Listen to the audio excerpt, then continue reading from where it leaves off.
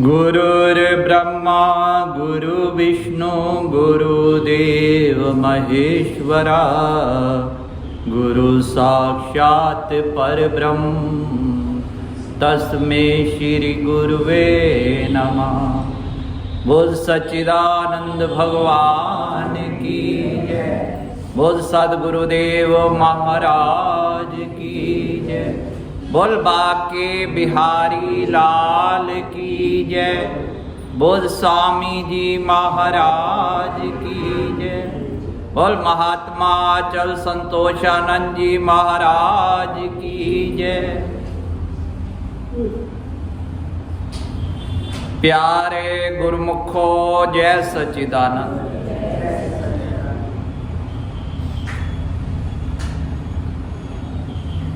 आज का भंडारा हमारे पूजनीय पिता श्री महात्मा अचल संतोषानंद जी महाराज जी की पुण्य स्मृति में हो रहा है।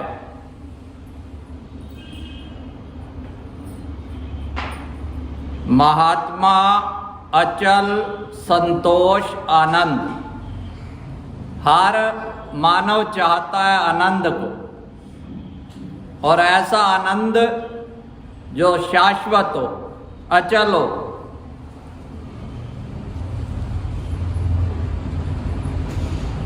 आनंद मिलता किसको है? जो संतोषी है। जीवन में संतोष किसके है? जो अचल श्रद्धा विश्वास रखता है, डावाडोल नहीं रहता। अपने इष्ट देव प्रभु के प्रति उसकी श्रद्धा अचल है, क्योंकि प्रभु भी अचल है, शाश्वत है। बाकी सब कुछ चलायमान। तो मन कैसे वश में होगा? संतोष कैसे आएगा? जो महापुरुष हमारे प्रति उपदेश करते हैं, समझाते हैं, अगर उनकी बात पर चलेंगे। पूज्य पिताश्री बस नाम जपने पे जोर देते थे, कहते सारा काम नाम से बनेगा। वैसे तो महापुरुष जीव के लिए अनेक मार्ग बताते हैं, पर कलयुग में विशेष करके कलयुग केवल नाम आधारा। सुमर सुमर नर उतरे हैं पारा। वैसे ये कलयुग जो है, इसमें अनेक दोष है, पर एक जो सबसे बड़ा गुण है, यहां केवल नाम जपने से ही बेड़ा पार हो जाता है।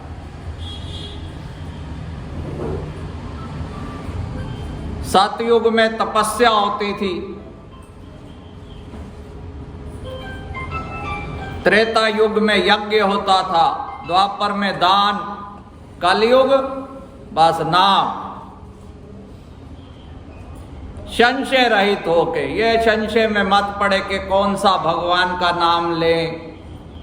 भगवान एक है, उनके रूप अनेक है। नाम, जो भी नाम प्रिय है। भाए कुभाए अनख आलस हूं, नाम जपत मंगल दिश दस हूं। तुलसी मेरे राम को,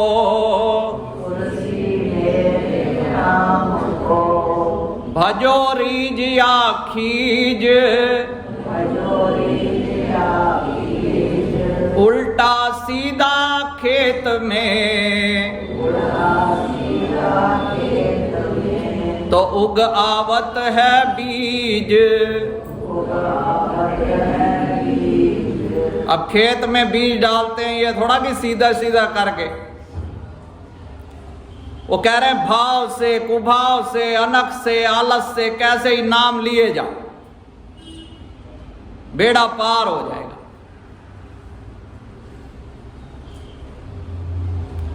और मन को वश करने में भगवान ने कहा, अर्जुन ने कहा कि मन बड़ा कठिन है, बड़ा दुष्कर है इसको वश में करना।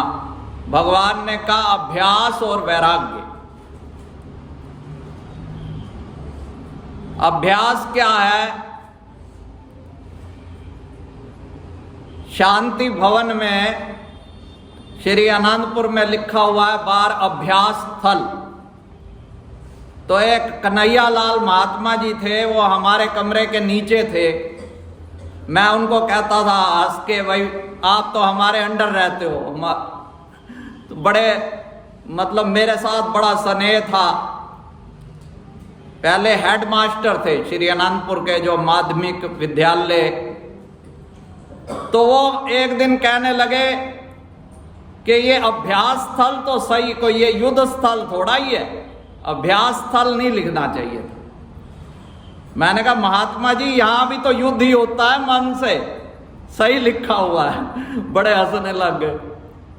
तो ये मन जो है इसने सबको नचा रखा है।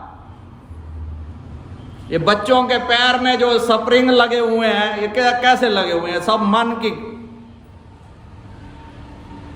तो इस मन को वश करने में कुछ प्रश्न उत्तर एक महापुरुष ने बड़े सुंदर ढंग से ध्यान पूर्वक ये सुनो। प्रश्न है, मन क्या वस्तु है? यह आत्म और अनात्म पदार्थ के बीच में रहने वाली एक विलक्षण वस्तु है। वह स्वयं जड़ है, किंतु बंधन और मोक्ष इसी के अधीन है। इसका कार्य संकल्प विकल्प करना है। वश में है मन तो मित्र है, और वश में नहीं है तो शत्रु है। मन को वश में करना क्यों आवश्यक है? दुखों की निवृत्ति और परमात्मा की प्राप्ति जो भी चाहता है, मन को वश में करना ही होगा। इसके बिना और कोई रास्ता नहीं है। अब प्रश्न यह है कि जब भगत अर्जुन जैसे महान व्यक्ति मन को वश में करने में अपने आप को बड़ी कठिनाई बताते हैं, दुष्कर बताते हैं, तो हम जैसे साधारण मनुष्य कैसे मन को वश में करें? इसमें कोई संदेह नहीं कि इस मन का निग्रह करना बड़ा कठिन है, परंतु भगवान ने स्वयं फरमाया है कि अभ्यास और वैराग। वैराग क्या है? जगत से मन को तोड़ना। अभ्यास का है बार बार प्रभु के चरणों से जोड़ना। बस यही भजन है। आप किसी भी माध्यम से, जैसे हम कहते हैं श्री परमहंस शरणम गच्छामि। अभी डॉक्टर जी कह रहे थे कि भाई ये मन को वैराग नहीं आता। संसार में बार बार धोखा खाने पर भी, बार बार ये देखने पर भी कि सब झूठे संबंध हैं, कोई किसी का नहीं है, तो प्रभु का यही तो सारा ये लीला चक्र है। अगर इतनी आसानी से काम बनता होता, हमारे प्रातः स्मरणीय जगत वंदनीय तृतीय पातशाही भगवान जी कहते थे कि प्रेमियों, अगर लाखों करोड़ों का घाटा होता तो हम तुम्हें इतना जोर ना देते। ये जो जीवन है, ये जो श्वास है, इसका क्या मोल है? एक बार भाई जी ने कुछ जन्म दिवस था तो प्राण प्रीतम पंचम पातशाही भगवान जी के चरणों में कुछ सेवा भेंटा की। भाई गुरुमुख का जन्म दिवस, तो भगवान जी ने कहा गुरुमुख तेरी बस यही कीमत लगाई है तेरी मां ने। फिर फरमाया वो दुआ क्या है, इशारा किया भाई जी ने, फिर पढ़ा मोल चतुर्दश भवन का, एक श्वास है तोए, तुलसी ऐसो धन रघुनाथ को, तुलसी वृथा न खोए।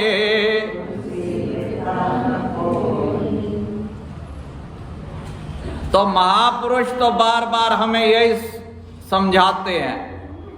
पूज्य पिताजी ने भी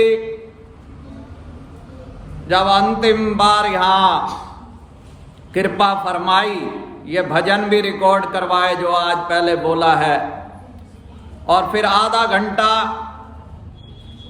पिताजी ने नाम सुमिरन करवाया, जाप। गीता भी आई हुई थी, रोहित भी, सब जाप करवाया बिठा के बार बार। तो जो भाई जी ने फरमाया वो अंतिम समय भजन करते गए। क्यों गए? जो जीवन भर जो अभ्यास, जो भगवान जी ने कहा अभ्यास जैसा होगा वैसा ही अंतिम समय में होगा। अगर सारा जीवन अभ्यास करता होगा व्यक्ति, भजन अभ्यास करेगा, तो अंतिम समय भी राम सामने आएंगे।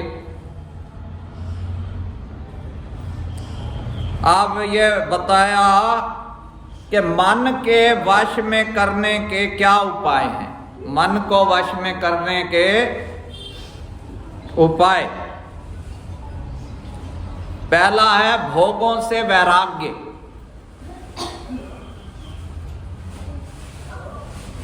नियम से रहना, मन का निरीक्षण करना, मन के कहने में ना चलना।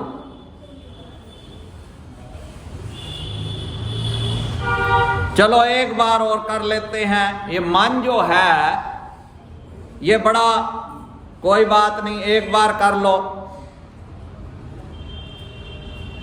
पर एक बार के फिर चक्कर में फिर इसकी सारी भक्ति की कमाई डूबती चली जाती है। शब्द श्रवण करना, सत्संग श्रवण करना, फिर जो अजपा जाप है वही तरीका। अब कई मेरे को प्रेमी कहते हैं भैया आप ये परमहंस देवाय नमः जाप करवाते हो। भाई पहले पहले बच्चे को बोल बोल के ए एप्पल रटवाना पड़ता है।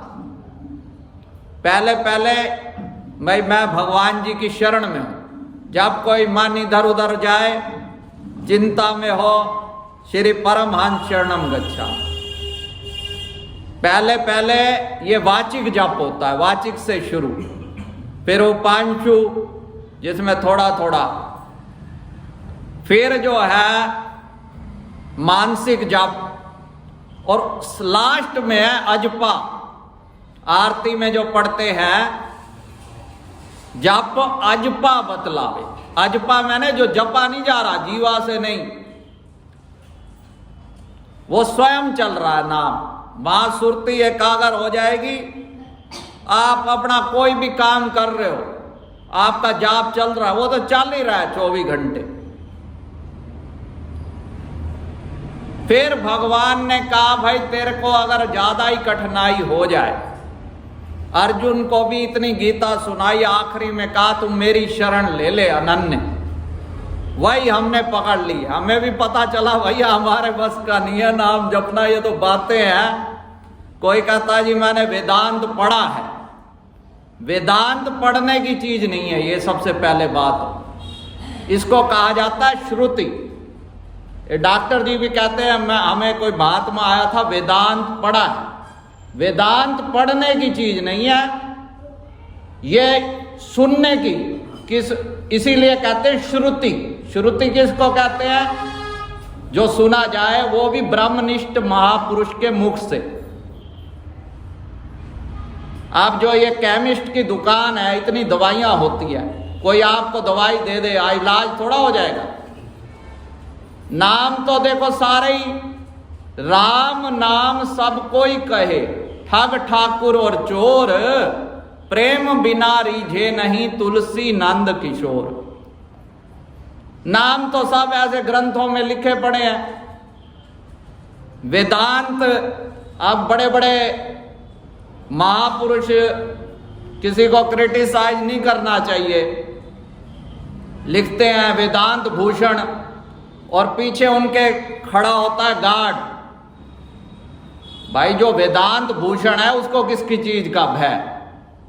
बॉडी गार्ड खड़ा है उनकी रक्षा के लिए। और आश्चर्य तो तब होता है कि जैन मुनि नंगे, जिनके पास कुछ नहीं है, उनके लिए बॉडी गार्ड खड़ा है। आश्चर्य की बात है, कलयुग की महिमा। भाई तू किस लिए बचा रहा? जब तू दिगंबर हो गए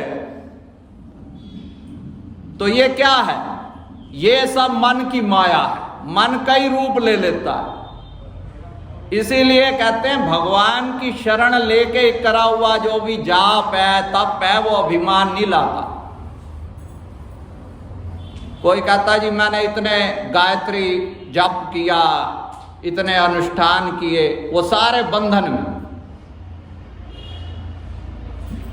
अब जो शबरी थी, शबरी ने कौन सा गायत्री मंत्र पढ़ा या कौन सा, अब पता है उसको कौन सा नाम मिला था? उसके सतगुरु ने जो आज्ञा दे दी, मंत्र मूलम गुरु वाक्यम।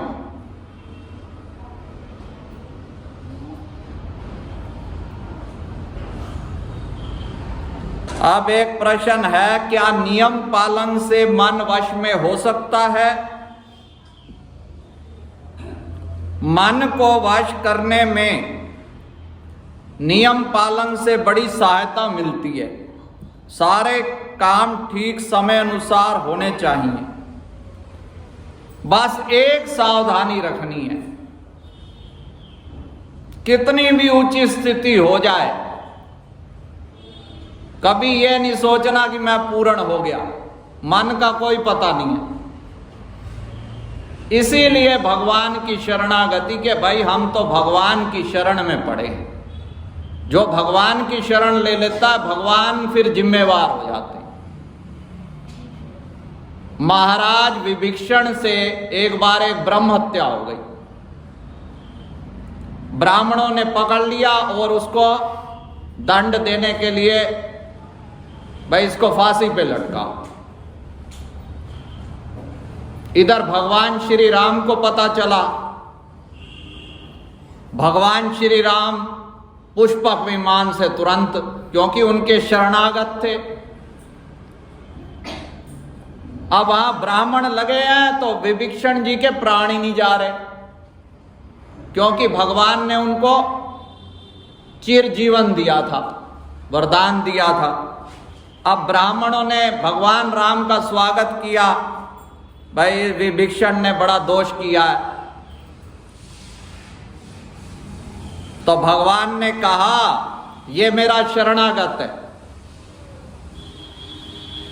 और शरणागत का स्वामी जो जिम्मेवार होता है, जो दंड इनका बनता है मुझे दिया जाए। तो भगवान कितने दयालु हैं। फिर सारे ब्राह्मणों ने क्षमा कर दिया, क्योंकि जब भगवान ही कह रहे हैं तो भगवान अपने शरण में आए हुए भक्त के दोषों को नहीं देखते। अब एक प्रश्न और है कि मन को भगवान में चेष्टा लगाते हैं तो ये अधिक संसार में जाता है बार बार। बात वही है जो डॉक्टर जी ने कहा, भाई वैराग्य क्यों नहीं होता?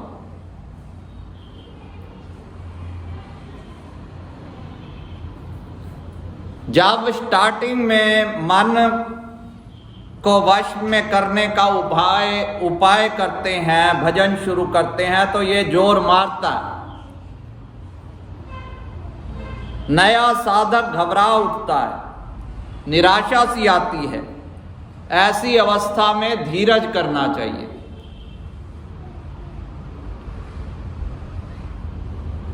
जब मैं हारमोनियम सीखने जाता था तो वहां पर कितने ही आते थे।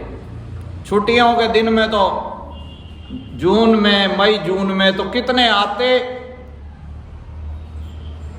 तो जो हमारे उस्ताद थे वो कह रहे थे मेरे जीवन काल में पता नहीं कितने आए, बहुत कम ही लोग हैं। मेरे को कहते थे एक तो आप, मैं तो उनके घर में ही चला जाता था। मैं कहा वहां तो सेंटर पे इतना टाइम दे नहीं पाते थे, तो वहां वो सूरदास थे। हालांकि मैं उनको साइकिल पे ले जाता, उनसे ऐसे अपना घनिष्ठता हो गई। तो घर पे जाके दिन रात, यहां पे भी सबको पता है, कुटिया में भी अपना लेके हारमोनियम पीछे ऐसे पड़ गया। वो बाबा, हमारे बाबा जी थे लोचाराम बाबा जी, वो कहते ये 24 घंटे ही लगे पड़ा। तो आनंदपुर में भी, तो जब आदमी इस एक जो ये झूठा शब्द है, शब्द ज्ञान, इसको भी प्राप्त करने के लिए इतना पीछे पड़ना पड़ता है। तो जो अनाद शब्द जिसने सुनना है, तो उसके पीछे कितनी लगन होनी चाहिए।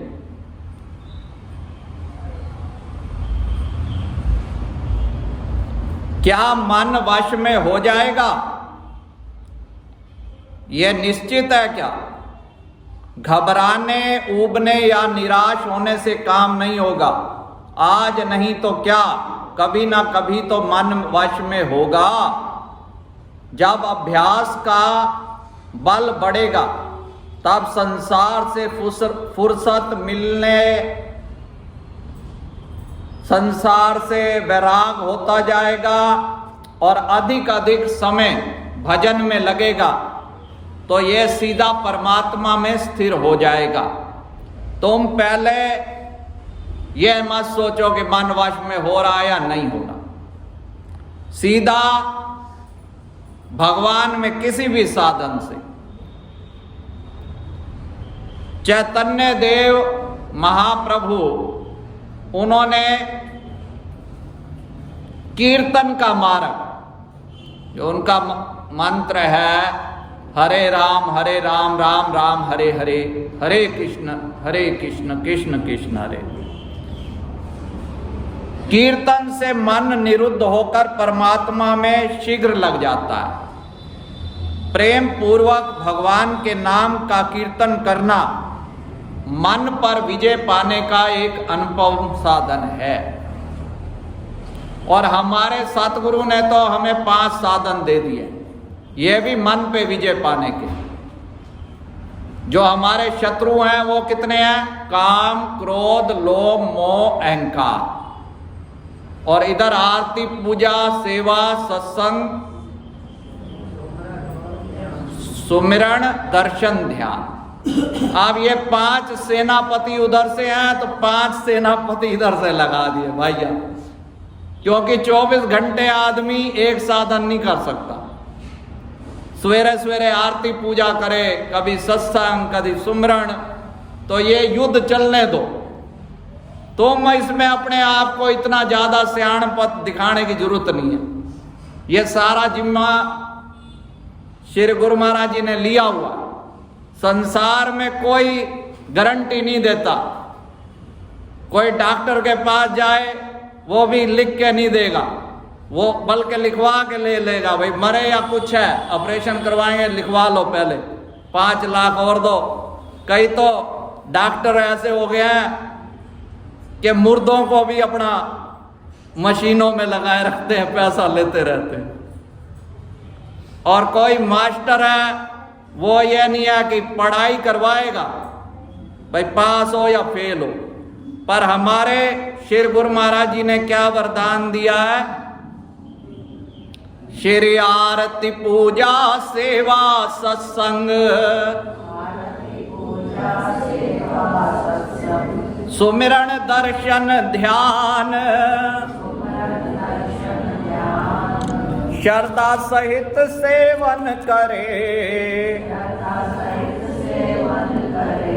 तो निश्चय हो कल्याण। निश्चय हो कल्याण, निश्चय गारंटी दे दी।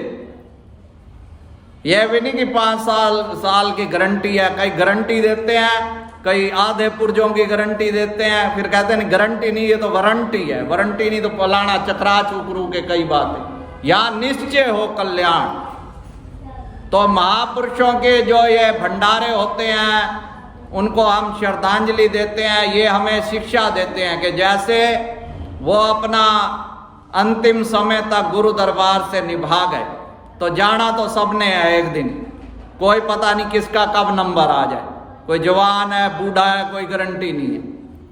तो हमें ये चाहिए कि उनके चरणों में यही बेनती है हमारी कि हे श्री गुरु महाराज जी, जैसे आपने जन्म से देखते चले आए हैं गुरु दरबार में ऐसे ऐसे महापुरुष, हमारे पिताजी, हमारे स्वामी जी महाराज जी अंतिम समय कैसे अपना भजन करते हुए, स्वामी जी महाराज ने कहा कि आरती उसमें लगाओ टेप रिकॉर्ड में, और जैसे श्री गुरु महाराज जी ने हुक्मनामा दिया स्वामी जी उठ के बैठ गए।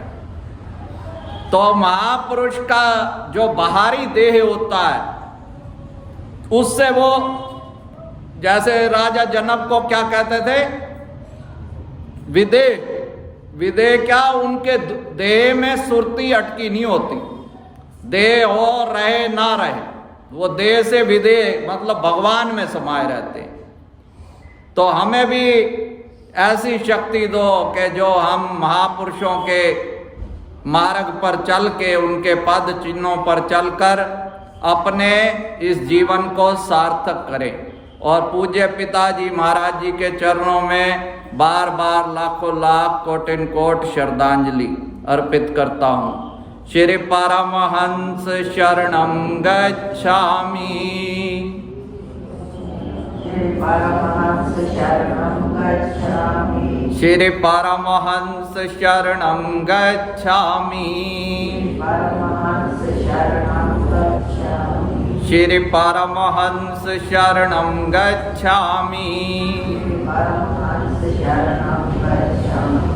बोलो जयकारा बोल मेरे श्री गुरु महाराज की जय।